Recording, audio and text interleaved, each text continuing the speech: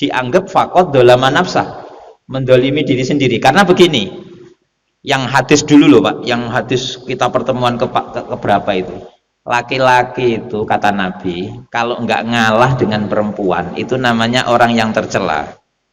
Gitu, tak bacakan hadisnya aku ben kelingan nih. Yaglibna kariman. Jadi kalau ada laki-laki yang ngalah itu kariman, mulia. Wa yaglibuhunna laimun. Kalau ada laki-laki yang menang, memang tujuannya mengalahkan yang perempuan, itu justru laki-laki yang laimun, tercela. Fa uhibbu an akuna kariman, kata Nabi. Aku demen menjadi laki-laki yang mulia. Berarti Kanjeng Nabi ngalah.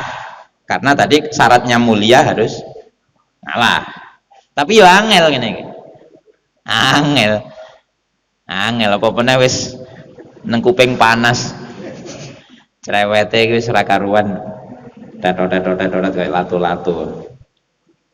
Jadi ya sulit, tapi ya begitulah ya resiko ya. Jadi itu hadis Nabi. Artinya begini berarti kan, kalau kita pengen menang sendiri nggak ngalah sebagai laki-laki, itu berarti dia menjadi orang yang tercela lah. Orang tercela ini terus dalam Qur'annya faqad dzalama nafsah. Jadi orang yang mendolimi diri sendiri karena dia dicap sebagai orang yang tercela.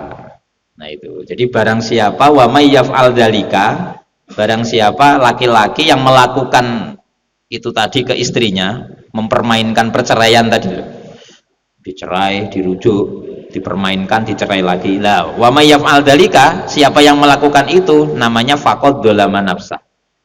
Mendolimi diri sendiri. Maksudnya mendolimi diri sendiri yaitu dia tercap sebagai laki-laki yang tercela. Itu kan berarti dia mendolimi diri sendiri. Jadi kalau kamu berbuat baik ya li anfusikum, nanti ya kembali ke dirimu. Wa in asatum, kalau kamu berbuat jelek ya falaha, maka ya kembali ke dirimu. Artinya ya tercela itu tadi. Ya. Wala tattakhidu ayatillahi huzwa. Wala tattakhidu lan ojo ndadekake sira kabeh ayatillahi ing pira-pira ayate Gusti Allah huzwan ing guyonan. Ai mahzuan tegese digawe guyon apa biha ayat. Bihum bimukhalafatihha kelawan nulayani ayat. Lah itu ya. Wala tattakhidu ayatillahi huzwa. Ini menarik Pak. Jangan kau jadikan ayat Allah, artinya aturan-aturan Allah, ayat aturan-aturan Allah sebagai permainan. Jangan diremehkan ya, jangan kau permainkan ayat-ayat Allah. Ini bahaya Pak. Contohnya begini, ini contoh. Ini kan pas masuk bulan Rajab ya, nah, masuk pas tanggal 1 Rajab. Umpama jenengan dapat keterangan puasa 1 hari bulan Rajab itu diampuni dosa, ya umpama diampuni dosa 1 tahun setelahnya. Nanti kalau puasa 2 hari 1 tahun berikutnya. Nah itu terus jenengan ngeremeh nih, aku wis poso sedino, berarti diampuni dosa nih. Itu mempermainkan.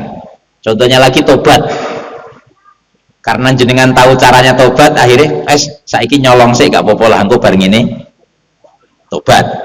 Itu namanya mempermainkan hukum tobat.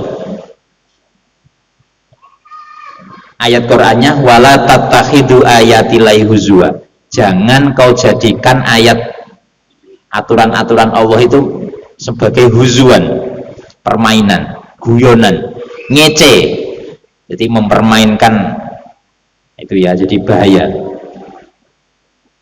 Contohnya juga kalau dosa itu kan kita nggak boleh toh Pak, menampak-nampakkan dengan bangganya menang, nggak boleh. Jadi kulun nas itu apa jenenge mu'afan. Setiap manusia itu akan diampuni ilal mujahirina, kecuali orang-orang yang menampakkan dosa. Jadi kok dengan bangganya menampakkan dosa itu malah semakin ngece. Sudah ada umpama ya, ini yang muda-muda ini sudah pacaran itu dalam Islam haram, tapi malah dengan bangganya dicerita-cerita nih kancane, ditampak-tampakkan di medsos. Iki wis ora diampuni ngene Pak. Kulun nas mu'afa, setiap manusia itu diampuni, tapi ilal mujahirinnya, kecuali yang menampak-nampakkan. Mestinya kalau dosa ya langsung dan disembunyikan terus tobat, astagfirullah, mohon maaf ya Allah. Seharusnya begitu. Ini malah ngece, malah ditampak-tampakkan. Lah ini bertentangan dengan ini, wala tatakhidu ayatillahi huzwa. Jangan kau jadikan ayat-ayat Allah, maksudnya ya aturan-aturan Allah, huzuan, sebagai permainan. Ini dolanan, kurang ajar. Ini ya, sik enom. Dosa-dosa sik rapopo sok tobaté tuwek. Iki kurang ajar iki. Mempermainkan apa? Aturan hukum tobat. Nah itu. Nah, maka dari itu termasuk gara-gara ayat ini talak itu sambil guyonan tetap jadi.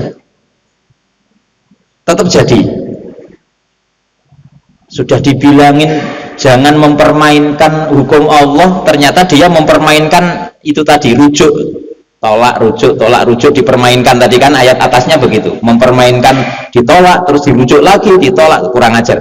Makanya tolak dengan rujuk senajan meskipun dengan guyon itu jadi. Itu hadisnya begini ya, salah satu jidduhuna jiddun wa hazluhuna jiddun. Ada 3 perkara sungguh-sungguhnya itu jadi, terus wa hazluhuna, guyon-guyonnya ya juga jadi. Apa itu? An-nikah. Jadi nikah ini guyon-guyon jadi. Nah, ini makanya hati-hati bapak-bapak. Duwe anak wedok kok kenal cah lanang, upama jenengan kenal kula, Gus, anak kula wedok wis gedhe, Gus. Lah pripun, Pak? Wis, PNE wis. Padahal guyon. Lek kula ngomong nggih, kula terima. Hati-hati, Pak. Hati-hati.